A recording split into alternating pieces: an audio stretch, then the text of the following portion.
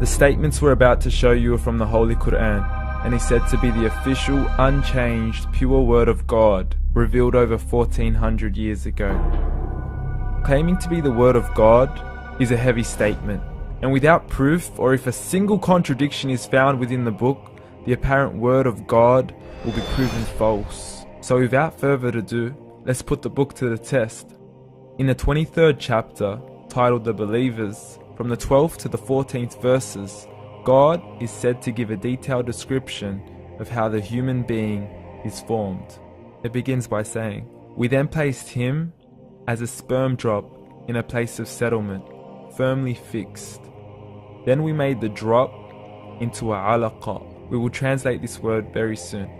"And then we changed the alaqa into a lump.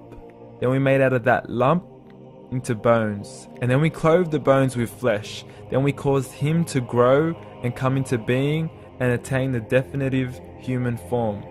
In the 21st century, we can now safely say that this verse is clearly describing the process of human development in correct chronological order.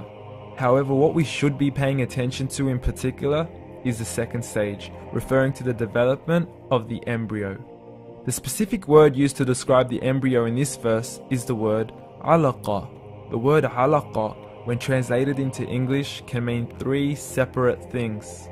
Firstly, a blood clot, or to be suspended, that is to be hanging or clinging to something, or thirdly and finally, a leech. Now, all three definitions don't come anywhere near what we perceive to be the human embryo. So, why are these words used, and what significance do they share with the human embryo? Can the embryo be described as a blood clot? Well, what do you think? In the third week of embryonic development, a tubular heart joins with the blood vessels to form a primordial cardiovascular system, and by the end of the third week, the blood is circulating and the heart begins to beat on day 21. The first thing that comes to mind in regards to being suspended or hanging is the umbilical cord. But we can't use that example because we are simply referring to step 2, before the baby has even formed. But we now know today that the umbilical cord is formed from the connecting stalk. And the connecting stalk is formed as soon as the embryo is formed. The embryo's connecting stalk has even been described by John Allen and Beverly Kramer as an object to suspend the developing embryo in the extra-embryonic column.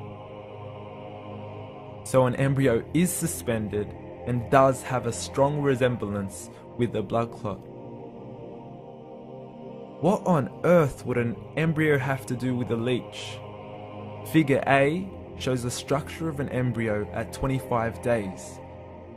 Figure B shows a leech. Now please note once again that the embryo in this stage is no greater than the size of a kernel of wheat. This is an X-ray of the embryo at 22 days. This is the internal structure of a leech.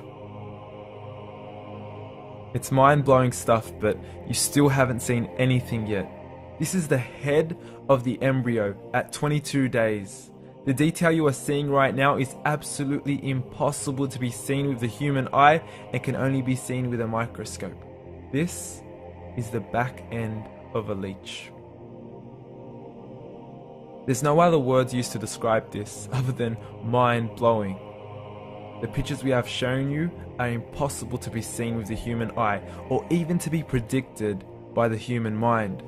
Once again, the verses we have shown you were revealed over 1400 years ago to a man who couldn't read nor write. Are these the words of God? Descriptions of the human embryo in the Quran cannot be based on scientific knowledge in the 7th century.